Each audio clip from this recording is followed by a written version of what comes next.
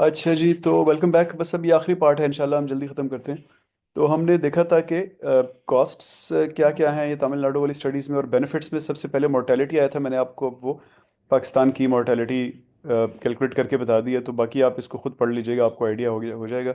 इसने बीच में एक इम्पॉर्टेंट बात कही है कि वो कह रहा है कि ये लोग कह रहे हैं कि डायरिया तो 1 लाख लोगों को होता है हर साल, लेकिन मरता कोई भी नहीं है। तो वो उसने he is taken it with a pinch of salt, और उसने कहा नहीं ऐसा नहीं है, इतने लोग मरते हैं। तो 100 डेथ्स पर ईयर इसने यहाँ पे किया हुआ है, और अर्बन और उसको अलग अलग किया हुआ है। तो लेकिन आपके केस में ज़ाहिर है टोटली डिफरेंट सिनेरियो होगा, आप उसी हिसाब से करेंगे। तो इसने जो value of statistical life India में रखी 1.47 मिलियन रखी। प्रॉब्ली बहुत ज़्यादा है, लेकिन खैर इसका अपना जो भी तरीका है इसने कर लिया। उसके बाद इसने दूसरा बेनिफिट मॉर्बिडिटी रखा हुआ है, यानी ऊपर मॉर्टेलिटी का मतलब है एक जान बची तो कितने पैसे बचे, वो फ़ायदा है। और मॉर्बिडिटी का मतलब है कि एक बंदा बीमार नहीं हुआ तो कितने पैसे बचे, वो भी बहुत फ़ायदा है। तो वो कितना है, वो इसने 3 चीज़ों से कैलकुलेट किया है। पहली है change in the disease incident rate, delta D I, यानी पहले अगर 1 लाख लोगों को होती थी तो अब इतने परसेंट कम लोगों की होगी। फिर बेस लाइन मॉर्बिडिटी के जनरल पूरे उस एरिया में अभी कितनी है मॉर्बिडिटी।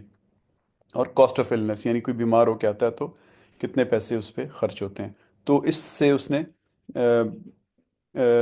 37 डॉलर निकाल दी कि आउट पेशेंट डायरिया केस जो होता है वो उस पर 37 डॉलर का खर्चा होता है। तो ये इसने ये वाली कॉस्ट निकाल ली। तो इसके पास इसने कॉस्ट भी प्रिडिक्ट की और उनको मोनेटाइज किया, और इसने बेनिफिट्स भी प्रिडिक्ट किए और उनको मोनेटाइज किया। तो ये अभी तक हम यहाँ तक पहुँचे हैं अपनी पढ़ाई में। इससे अगले पार्ट में हम इंशाल्लाह डिस्काउंट रेट्स करेंगे, जो ये वाला पैराग्राफ है। ज़ाहिर है हम अपना पूरा चैप्टर पढ़ेंगे, उसकी केस स्टडी पढ़ेंगे, और थोड़ा सा आके ये वाली चीज़ पढ़ लेंगे। और उसके बाद जो हमारा आखिरी पार्ट है, ऑलमोस्ट पेनल्टिमेट, वो है सेंसिटिविटी एनालिसिस। तो जब हम वो करेंगे, which would be 2 weeks from now, तो उस वक्त हम आके ये मोंटे कार्लो एनालिसिस और आखिर में रिजल्ट्स को डिस्कस कर लेंगे। तो that is all I had जी। प्लीज़ आपका कोई सवाल है तो मुझे बताएं। सर इसके अंदर जो हमने अभी मैंने असाइनमेंट 2 का जो लास्ट पार्ट है, नेट प्रेजेंट वैल्यू को कैलकुलेट करना और बाकी सेंसिटिविटी एनालिसिस, उसके अंदर अच्छी चीज ये है कि वो नेट प्रेजेंट वैल्यू का एक तो वो चार्ट भी बना होता है, दूसरा फार्मूला भी एडजस्ट कर लेते हैं, उससे वो कैलकुलेट कर लेते हैं। और फिर जो इसके अंदर आपने अगर 12% डिस्काउंट रेट रखा है तो 5%, 7% और 10% के साथ इन सबको वो, और 12 के साथ इनको आप कर लेते हैं। और उसके साथ जो आईआरआर और कॉस्ट बेनिफिट एनालिसिस वो आता है, उसी को ही बेसिकली आपकी वो बन जाता है सेंसिटिविटी एनालिसिस। क्या सर ये ऐसे ही दुरुस्त है सर? हाँ बिल्कुल, एक तरीका ये भी है, लेकिन ये हम मैं मेरा इरादा है कि मैंने आपको बताया था मैं आपको सॉफ्टवेयर पे कराऊंगा ना सेंसिटिविटी एनालिसिस। तो वो हम एक अलग पार्ट भी पढ़ेंगे। तो आप जब वो करेंगे तो आप उसको फिर अपने जो भी आपने काम किया उसको स्ट्रेंथन कर लेंगे उसके हिसाब से।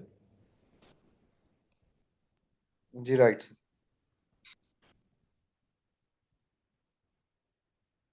तो बेसिकली सेंसिटिविटी का आइडिया ये होता है कि एक चेंज से दूसरी चीज़ कितनी चेंज होती है ना। यानी जैसे यहाँ पे हमने पहली केस स्टडी की जब हम बात कर रहे थे ना, तो हम 2 फैक्टर्स की बात कर रहे थे कि बच्चों को एब्यूज़, और बच्चों को एक एक टर्म और थी।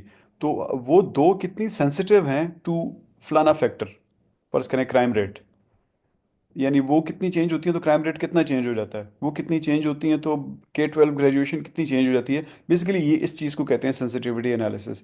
तो इसको हम जब सॉफ्टवेयर पे करेंगे, मेरा ख्याल है आपको और पिक्चर क्लियर हो जाएगी इंशाल्लाह। और इट शुड नॉट एक्चुअली, इसमें टाइम बिल्कुल भी नहीं लगता।